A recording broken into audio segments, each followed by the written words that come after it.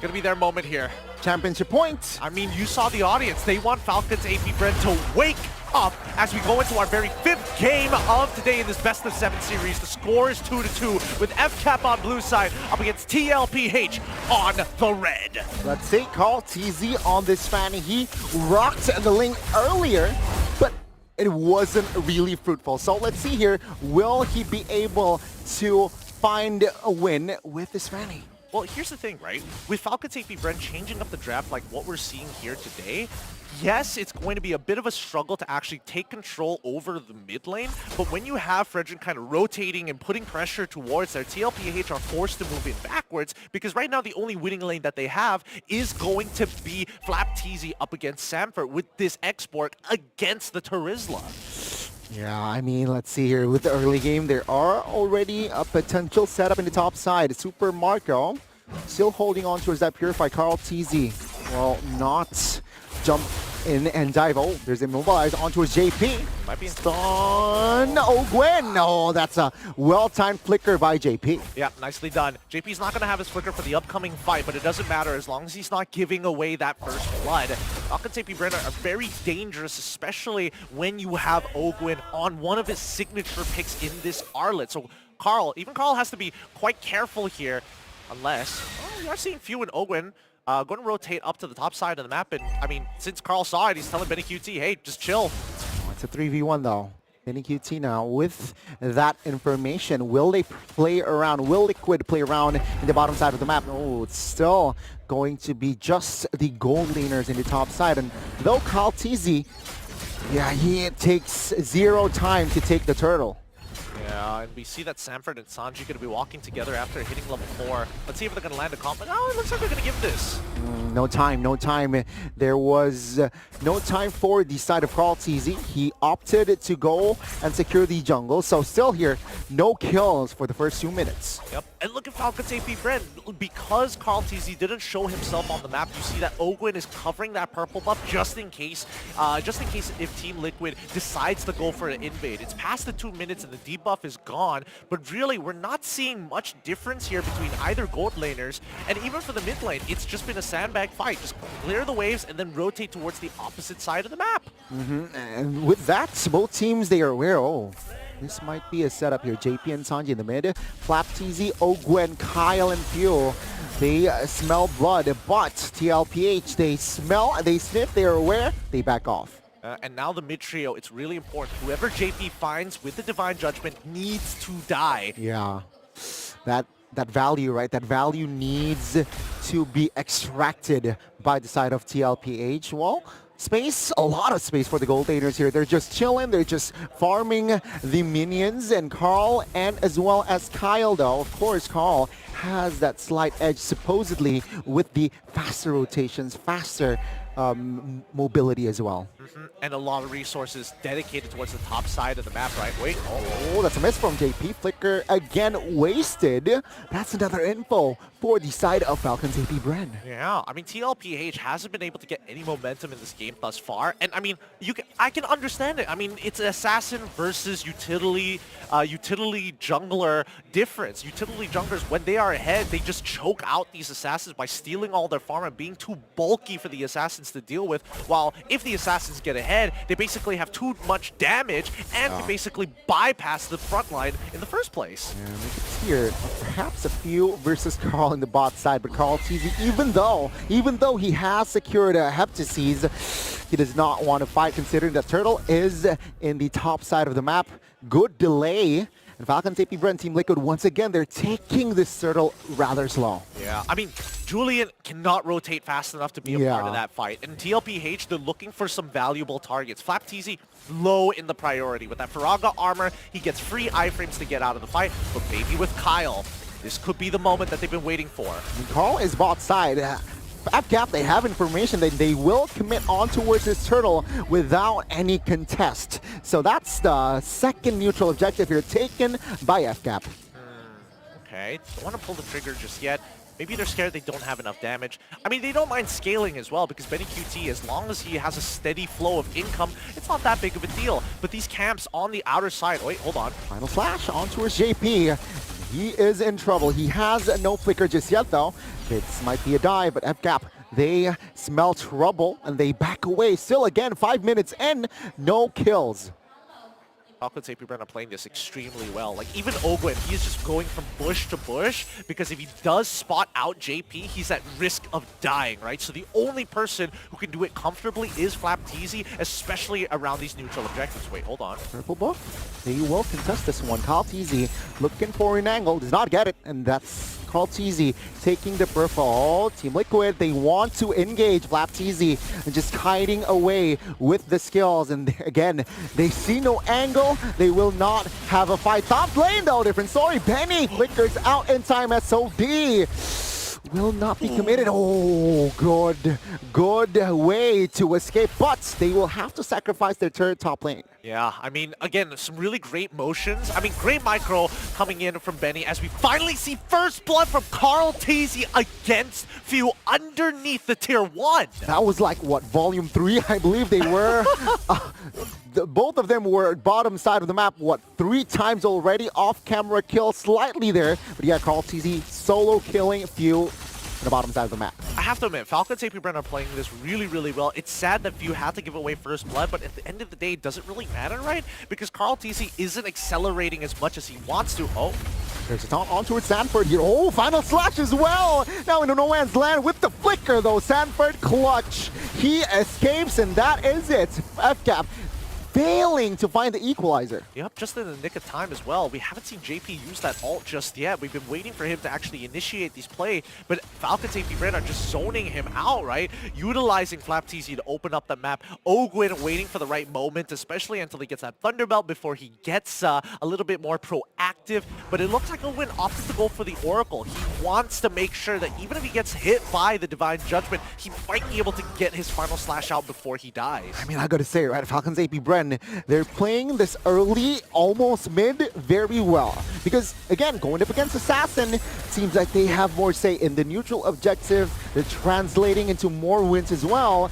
And now perhaps they want to commit. Final slash connecting on towards the Terizla, but the Divine Judgment on towards Supermarker was huge. Blazing Duet defensively. And again, no casualties from that clash. Huh? Where was FalCons? Oh, he was trying to steal the orange buff in the meantime. Wait, they don't know he's here. Oh, let's see. They have no idea. It's attacking units though. It's attacking units. He could steal this and then get away. Okay, let's see. FalCons. Wait, retribution. Ooh, there you go. Cheeky FalCons. Daylight robbery, Grand Theft Orange, as we see. Oh, okay. Ogwen misses out on that range for that final slash, but again, it's a-okay. 1,000 gold lead still quite comfortable here for FGAP to have a foundation entering the mid-game. Now let's have a look at the items here. 2 items complete, 4. Wow, actually quite a significant lead on FlapTZ in a matter of fact, right? Even when we're looking at the items from Sanford, he has not completed a single one. He is down 1.67k, and that's not, I mean, it should be expected because Xborg is the winning matchup in this case, but at the same time, I think that's why TLPH has been a little hesitant to get in on these fights. Yeah, I think he just secured the dominance. Eyes! Oh my god, the damage! Benny QT miscalculated the damage, and Few finds a solo now. They will contest again. Purple buff will fall still to FalCons, but what a solo. Yep, and now, I mean, Carl, he wants some revenge. Yeah, they will get it though. FalCons, what a timing alongside Terizla as well, but they have compensation. They have more control in the Lord. And JP, Sanford, Sanji, yeah, I don't think they can find an angle though. Let's see if they say otherwise. No. FalCons will have the first Lord in this game. Yeah, I think they're waiting until the mid-game to actually have some relevant damage. Oh, look at Sam getting melted. Oh my god, yeah. Well, again, all things considered, FALCONS AP BREN, they have survived that early. They lead in the mid, and okay, Sanji has the Divine Glaive, so that is peel and also penetration for Team Liquid coming defending the Lord. Okay, all right. Can we see JP find an ideal target to Divine Judgment and pair it up with Sanji, right? Yeah. Because every time they get the mid-trio together, FALCONS AP BREN play around it. Every single time. So the only way to catch them off guard is to send FalCons to some other side of the map to give false hope to FALCONS AP BREN to maybe disrespect the space. Oh, let's see though, right? I mean, they are taking more space, of course, with this first Lord. Tier 2 top lane will not be defended, as even the jungles, man, the resources from side of Team Liquid will be taken out by FCAP, and Team Liquid no play yet. Oh, Almost. I mean, the idea was there. They're Yeah. gonna chunk out Few, and as soon as he gets back to the base, gets hit by the SOD and instantly dies before he gets the full fountain health. Very smart idea for the side of TLPH, but a very good read coming in from Few. Yeah, let's see here. With the 4,500 gold lead, Falcons AP BREN, they are just so comfortable now that they're in the mid game, right? I mean, Claude here already with the almost 3 items. He opted for the Wind of Nature, though. Yeah, and I think it's a good choice, right? Because whether or not he has the Trinity, it all depends on how far ahead Carl TZ, because he still is technically going to get one shot by that Cutthroat if he has two items, maybe 3 items to guarantee it. Kyle, walk up just a wee bit further. Just a wee bit further. Yeah, I mean, JP has the Flicker Divine Judgment here ready, but he will not pull the trigger just yet here. He does not want to waste such a good resource. Meanwhile, Carl TZ is also doing a cross-map play, even though they sacrificed the inner, basically. Yeah, I mean, they've been dragging out this game for quite some time here. And again, we've only seen like one Divine Judgment actually come out from this game.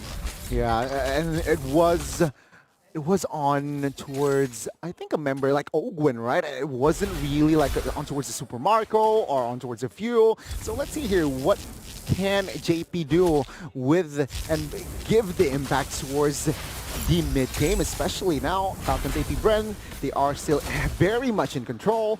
They want to contest their purple buff again. The conceal has been popped.